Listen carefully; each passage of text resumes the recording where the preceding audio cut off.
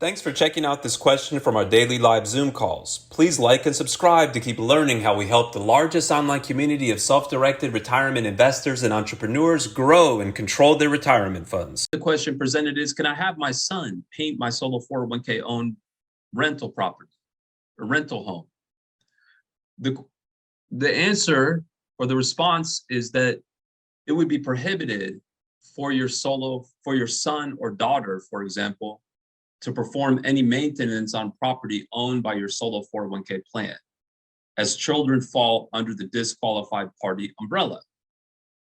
So again, you can invest in real estate, but you have to invest on a passive basis. You cannot work on the property. You can't use the property for personal use. And you not being able to work on the property would also include other disqualified persons, like your children, like your spouse, like your parents.